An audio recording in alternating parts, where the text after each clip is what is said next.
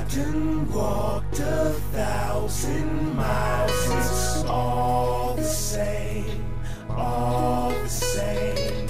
And I done seen too many trials to walk away, walk away. Man, they gon' say you can't make it, it'll never happen. Telling you to go get a job and quit rapping. Saying put down the mic, put in applications. You could push them out and flip burgers with bacon. Listen, fuck what they say. They be cutting our wages and they lock us in cages. Fuck a 4-day vacation, we fresh out of paycheck, living paycheck to paycheck. And you wonder why we just put blocks in our waists. You can't keep your groove when you punching the clock, pushing the broom when you clutching the mop. But no matter how many obstacles blocking you, get the money to keep moving. Don't stop. They want us to not act with y'all crazy.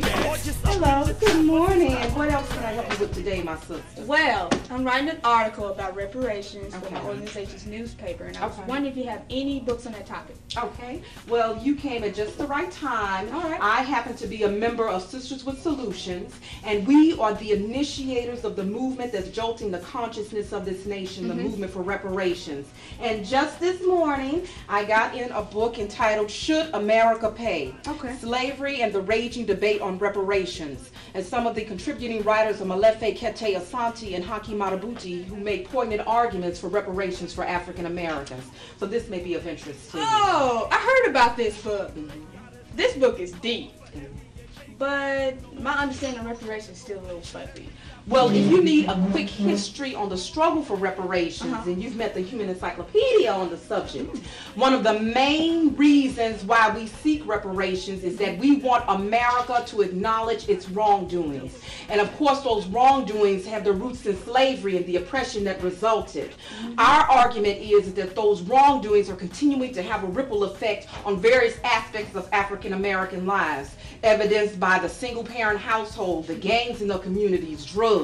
The second reason why we seek reparations is for the years and years of unpaid slave labor this country received at the expense of our ancestors. Yes. America grew strong at the expense of our great-great-grandparents who were forced to trade the sweat of their brows for empty buckets of wind. Yes. Without years and years of unpaid slave labor, industries such as cotton and tobacco would not have flourished. You know, this capitalistic giant don't believe in sharing even a crumb in this apple pie.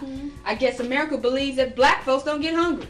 And precisely, the disenfranchisement of African Americans economically, socially, and politically has only strengthened the barricade that prevents us from taking full advantage of and serving as holistic participants in America's system of free enterprise. You know, the good old boy network is alive and well. We're still looked at as subhuman. And if you recall back to the days of slavery, when young girls were raped and pregnant women were forced to hold their bellies over open holes while massa beat them to protect the unborn baby, unborn chattel. Chattel. That is how America perceived us and continues to perceive us, evidenced by the neighborhoods they shove us in, the jobs they hold back from us, The votes they lose. I read somewhere the Japanese received justice and black folks still battle for something long overdue. And no check could be too big. But a check cannot fill the hole Yes. in our ancestors' souls. Africa was raped and pilfered while America grew strong. African slaves were forced to abandon their native tongue, to compromise their self-images, and to shun their cultural mores. It was a very, very ugly past. The fuel that pumps the determination through our blood and makes our hearts throb with a known victory. This is why America seeks to silence our voices, because if we scream too loudly, we may awaken the truth, a truth that would come rushing forth like a mighty wind. Yes. You know, my parents always wanted me to be a torchbearer for justice and to join a worthy cause wherever it might lead me. Well, in that case, follow my book club members and me to Washington, D.C. We are leading a march on the Capitol for reparations. All right. And we need more young women like yourself to continue this struggle. With young women like you leading today's generation, I'm a lot less worried about tomorrow. All right. Trust me. So let your light shine, All little right. sister. Let your light shine.